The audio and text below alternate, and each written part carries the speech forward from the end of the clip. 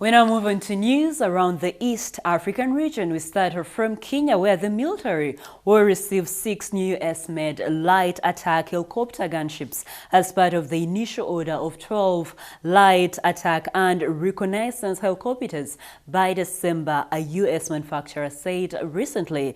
The planes are part of the $253 million, which is 25 billion shillings, arms deal that Nairobi signed with Washington, which got the United States Congress approval in May 2017. Still in Kenya, members of the African Council of Religious Leaders have called for quick implementation of the September 2018 revitalized peace agreement in South Sudan. The council, in a joint statement issued after their meeting in Nairobi, say the agreement has reduced violence in a country where a humanitarian crisis has resulted in the deaths of thousands of people, with over 2 million displaced. A report from Rwanda. Ugandan and Rwandan delegations met Monday in a frank and cordial atmosphere in the Rwandan capital, Kigali, in a bid to warm ties between the two neighboring East African nations, muddled with recent flare-ups. Ugandan Foreign Affairs Minister Sam Kutesa said Uganda is all in on a peaceful and friendly coexistence with Rwanda. The meeting was the first of the ad hoc commission for the implementation of the Memorandum of Understanding between Uganda and Rwanda, as mandated by last month's Rwanda summit. Closing of news around East Africa is a story from Tanzania. In Zanzibar region, traditional healers are being registered by authorities keen to regulate the practitioners who treat everything from depression to hernias.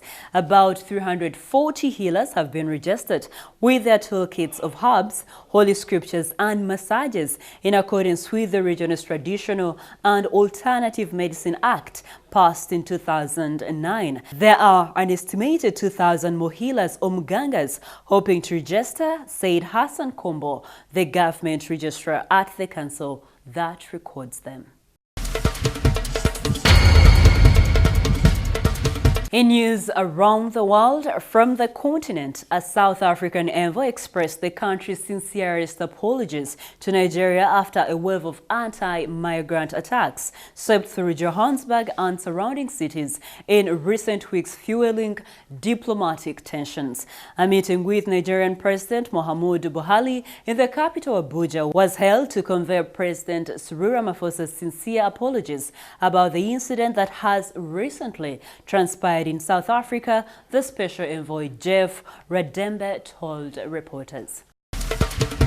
The remains of former Zimbabwe President Robert Mugabe, who died on September 6th, arrived in his home village on Monday for a subdued farewell at a dusty sports field after a weekend state funeral with African leaders in the capital. Mugabe, who died aged 95 on a medical trip in Singapore, stayed in power for nearly 4 decades until a 2017 coup ended his increasingly autocratic rule. His death has left Zimbabwe deeply split over the legacy of a man once praised as an anti-colonial liberation icon, but whose regime was defined by brutal repression and economic chaos. He was given a state funeral on Saturday, but the return of Mugabe's body to his place of birth in northwest of the capital was a low-key event.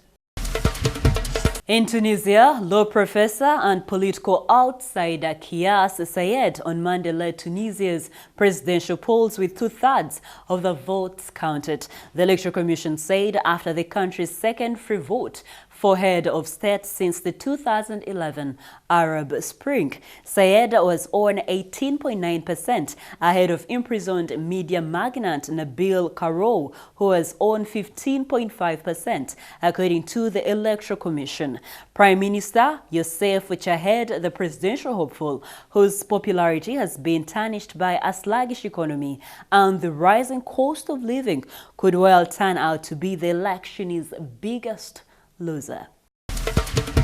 Away from the African continent, Britain's Supreme Court began considering legal challenges Tuesday to Prime Minister Boris Johnson's controversial decision to suspend Parliament for over a month as the country's political crisis over Brexit intensifies. The court started hearing 3 days of arguments over Johnson's move to shatter or prorogue the House of Commons last week until October 14th, just 2 weeks before the country is scheduled to leave the European Union. The politically charged case, unprecedented in Britain, could lead to Parliament being recalled and Johnson's political hand severely weakened in the run-up to the October 31st departure date.